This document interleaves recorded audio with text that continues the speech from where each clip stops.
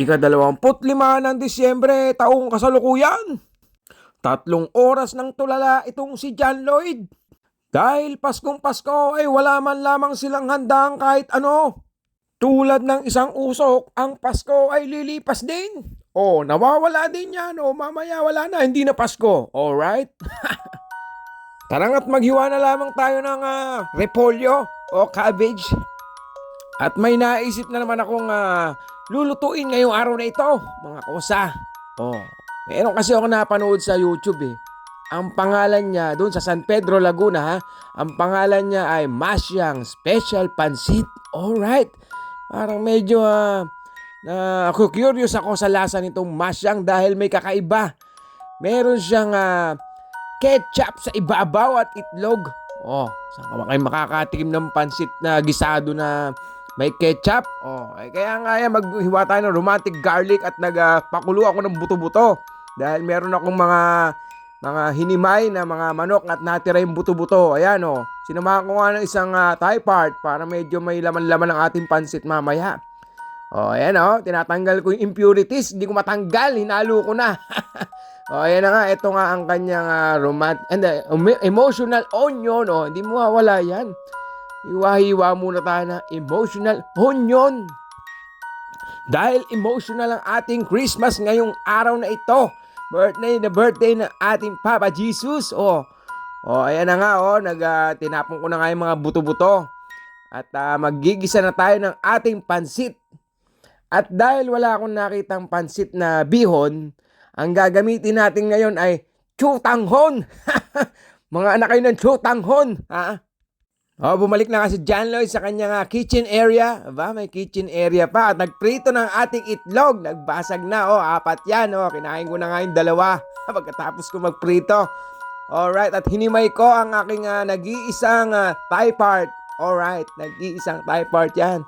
Para may konti tayong karne o protein sa ating pansit bihon na Masyang from San Pedro, Laguna. Shout out pala sa mga taga San Pedro, Laguna dyan. Kung meron mga taga San Pedro, Laguna, alam nyo siguro tong Masyang pansit special na may ketchup.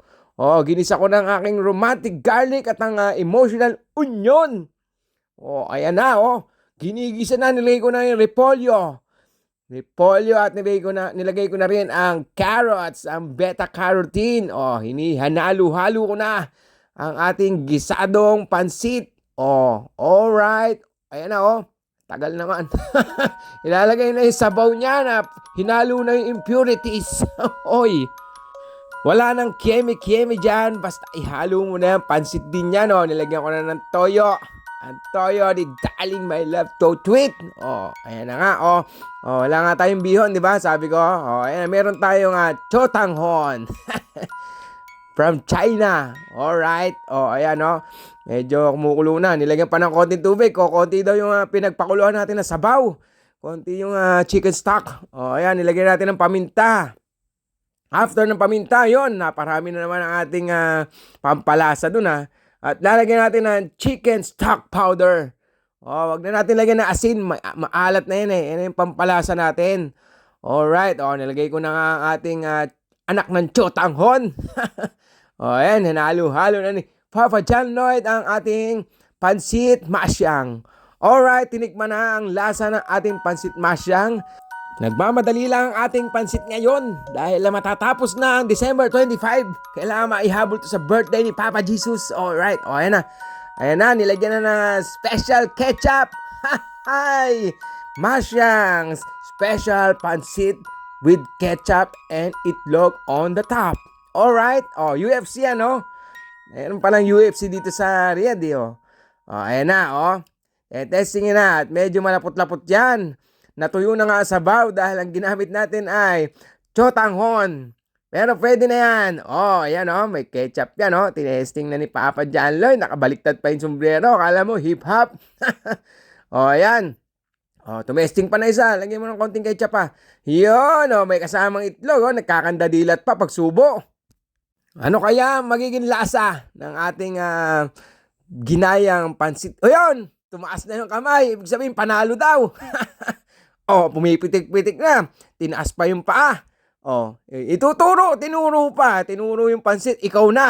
Please follow, like, and share mga kosa.